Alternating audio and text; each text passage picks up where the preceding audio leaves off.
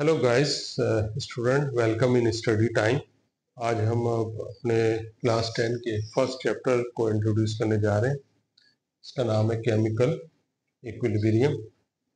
Student, actually जब भी हम केमिकल चेंज के बारे में पढ़ते हैं, जैसे कि आपने पहले फर्स्ट ईयर में 9th क्लास में के कोर्सेज में भी पढ़ा होगा कि किसी भी केमिकल चेंज में अगर कोई सब्सटेंस जिसे हम रिएक्टेंट कहते हैं वो कंप्लीटली कन्वर्ट हो जाए इनटू प्रोडक्ट, तो उस केमिकल सब्सटेंस को हम एक सिंगल हेडेड एरो से शो करें।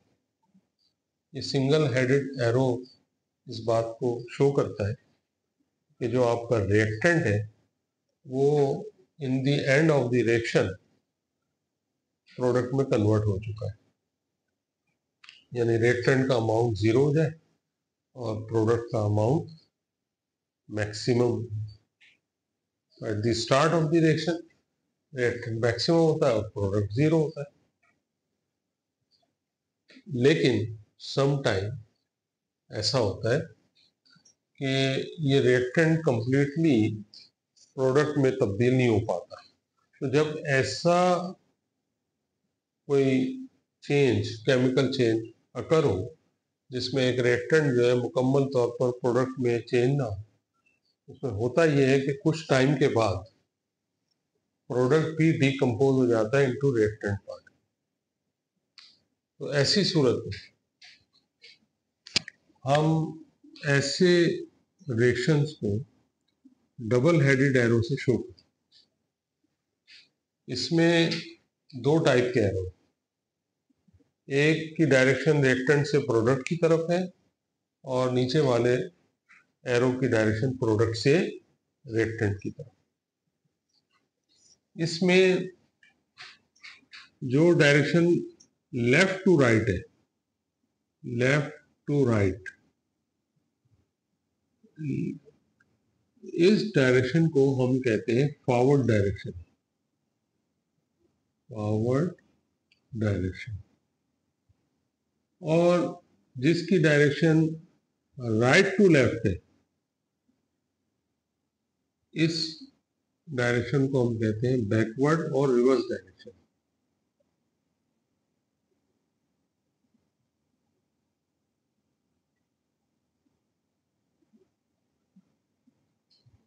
बैकवर्ड और रिवर्स डायरेक्शन। बेसिकली जो सराउंडिंग में आप अपने चेंजेस देखते हैं, तो इसकी एक आसान सी एग्जांपल हम ले सकते हैं वाटर से।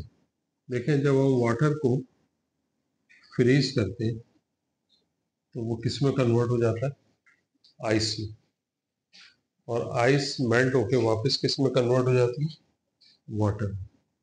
तो इसमें हीट चेंजेस की वजह से वाटर आइस में और आइस जो है वाटर में कन्वर्ट हो जाता है। तो ये एक रिवर्सिबल फिनोमेना है। लेकिन वाटर से आइस या आइस से वाटर में कन्वर्ट होना एक फिजिकल चेंज है। इसमें वाटर की प्रॉपर्टीज चेंज नहीं होती, इसको हम फिजिकल चेंज कहते हैं जिसमें। लेकिन सम टाइम कुछ ऐसे रिएक्शंस होते हैं, जैसे फॉर्मेशन ऑफ अमोनिया है। अमोनिया की फॉर्मेशन किस तरह होती है कि नाइट्रोजन गैस को जब हम हाइड्रोजन गैस के साथ कंबाइन करते हैं या रिएक्ट कराते हैं सर्टेन कंडीशन में, तो ये एक रिवर्सिबल रिएक्शन है। इसमें अमोनिया की फॉर्मेशन तो होती है, लेकिन कुछ टाइम के बाद ये अमोनिया वापस डिकम्पोज होकर नाइट्रोजन और हाइड्रोजन में कन्वर्ट हो जाती है। तो ये दोनों एग्जाम्पल शो करती हैं कि वाटर का आइस में चेंज होना या आइस का वाटर में चेंज होना या अमोनिया की फॉर्मेशन होना या अमोनिया का वापस अपने इंग्रेडिएंट में या नाइट्रोजन और हाइड्रोजन में डिकम्पोज हो जाना, ये रिवर्सिबल चेंज को जाहिर करता है। और रिवर्सिबल चेंज को जाहिर करने के लिए हम हमेशा डबल हेडेड एरो इस्तेमाल करते हैं। एक खास बात जो इसमें और है वो ये है कि जब भी कोई रिवर्सिबल रिएक्शन परफॉर्म किया जाता है तो ये एक क्लोज सिस्टम में किया जाता है। क्लोज सिस्टम क्या होता है? एक ऐसा सिस्टम होता है जिसमें जब आप इंग्रेडिएंट ऐड कर देते हैं तो उसमें मास एस्केप नहीं कर सकता, मास इससे एस्केप नहीं कर सकता या इस सिस्टम से बाहर नहीं निकल सकता। ना तो बाहर निकल सकता है और ना ही बाहर से अंदर इंट्रोड्यूस किया जा सकता है। तो एक ऐसा सिस्टम क्लोज सिस्टम कहलाता है। तो रिवर्सिबल रिएक्शन के लिए आप ऐसे समझ लें कि जो भी रिवर्सिबल रिएक्शन होगा वो किसी ना किसी क्लोज सिस्टम में परफॉर्म हो रहा होगा। दूसरी बात बताने से पहले आपको मैं ये ग्राफ से कुछ शो करना चाहता हूँ। इस ग्राफ में आप देख रहे हैं कि यहाँ दो एक्सिस शो किए जा रहे हैं। जो हॉरिजॉन्टल एक्सिस है उसे कहा जाता है एक्स एक्सिस और जो वर्टिकल एक्सिस है उसे कहा जा रहा है वाई एक्सिस।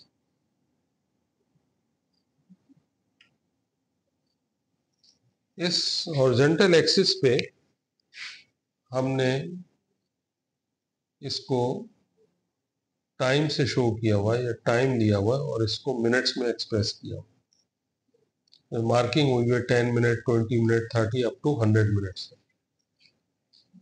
और वाई एक्सिस पे हमने लिया हुआ कंसंट्रेशन। तो आप ये पहले 9th में पढ़ चुके हैं कि what do you mean by concentration. Concentration का यूनिट क्या होता है? मोल पर डी क्यूब। तो रिमाइंडर के लिए मैं आपको बता दूं कि कंसंट्रेशन जो है किसी सब्सटेंस के amount in terms of volume भी ले सकते हैं, इन टर्म्स ऑफ मोल भी ले सकते हैं। पर यूनिट वॉल्यूम को कंसंट्रेशन कहा जाता है। तो बेसिकली हम जब किसी सब्सटेंस के अमाउंट की बात करते हैं तो हम सिर्फ अमाउंट नहीं लेते बल्कि अमाउंट पर यूनिट वॉल्यूम लेते हैं।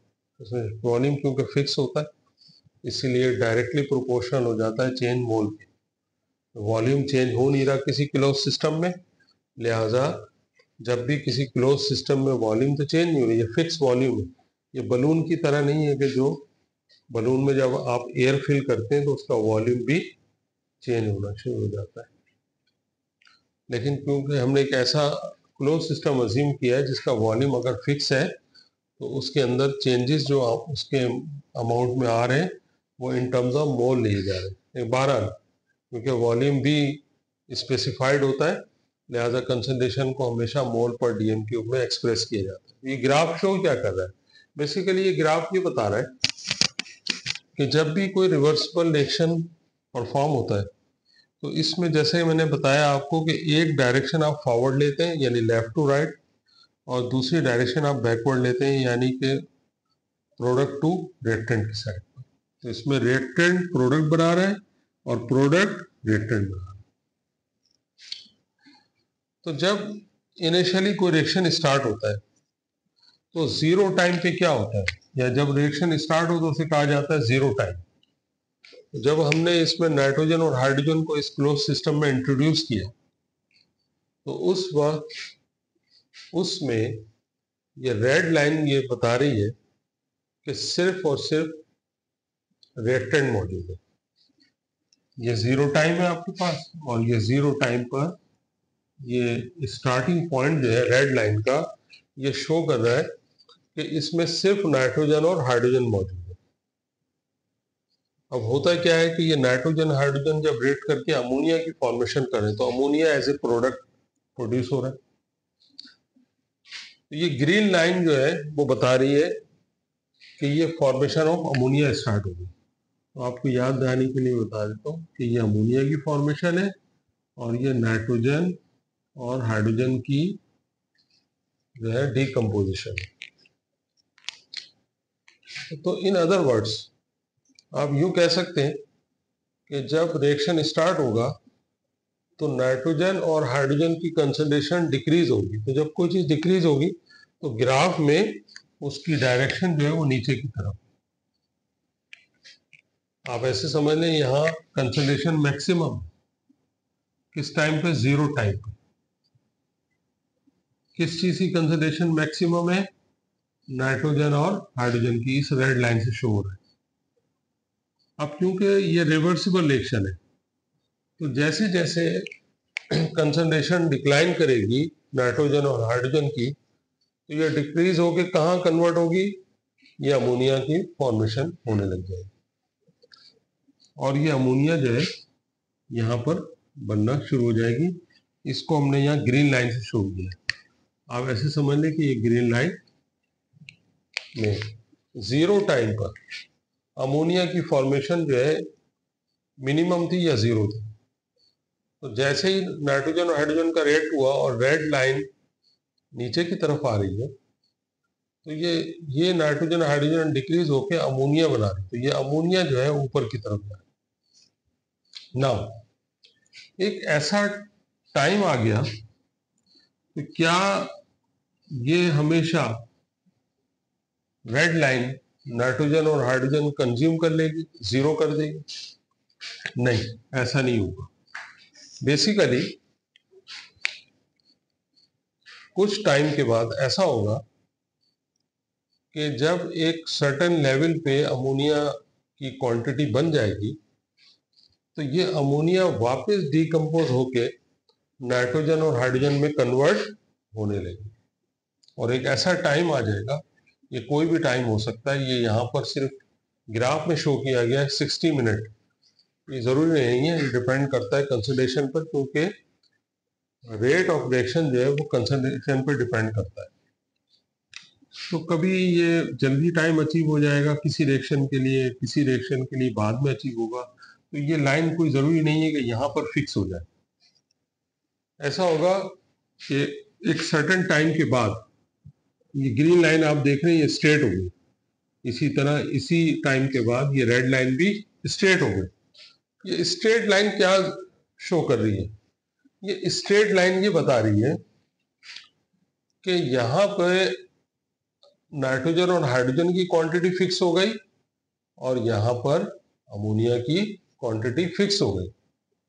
तो जब एक ऐसी कंडीशन डेवलप हो जाए किसी रिएक्शन के दौरान कि जब रिएक्टेंट और प्रोडक्ट की कंसंट्रेशन फिक्स हो जाए, कांस्टेंट हो जाए, तो ऐसे टाइम पर हम इस स्टेट को कहते हैं इक्विलिब्रियम स्टेट। क्या कहा जाएगा?